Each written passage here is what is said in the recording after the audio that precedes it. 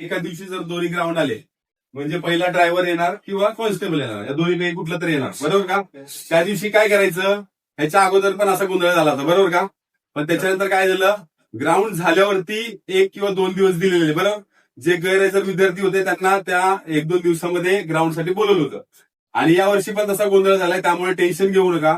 जर तुमचं एका दिवशी डबल ग्राउंड आलं, समजा 11 तारखेला फेब्रुवारीला तुमचं कॉन्स्टेबल आहे आणि 11 फेब्रुवारीला कुठं दुसऱ्या जिल्ह्यामध्ये ड्रायव्हरचं आहे, हा, तर तुम्ही पहिला तुम्हाला ज्या ठिकाणी जायचं आहे त्या ठिकाणी जावा आणि त्या ठिकाणी गेल्यावरती त्याच्यावरती तुम्हाला ग्राउंड दिलं स्टॅम्प वगैरे भेटणारच, बरोबर ना?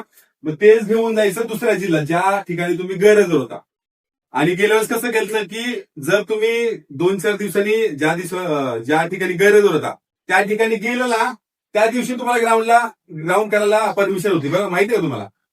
समजा तुम्ही 11 तारखेला ग्राउंड बुडालं आणि तुम्ही गेले 15 तारखेला, तर त्याच दिवशी त्या मुलाला ग्राउंडमध्ये घ्यायचे, ग्राउंड देण्याची परमिशन होती तेव्हा.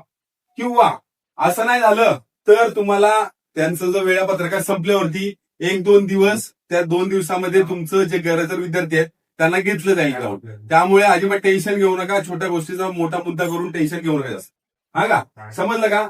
जर ग्राउंड तुमचा 11 तारखेला कॉन्स्टेबल आहे आणि 13 तारखेला किंवा 12 तारखेला 13 किंवा 12 तारखेला ड्रायव्हर आहे, तर काय करायचं, ज्या ठिकाणी तुमचं पहिलं ग्राउंड आहे त्या ठिकाणी पहिल्या ग्राउंडला जायचं. समजलं, पहिलं ग्राउंड अजिबात स्किप करू नका.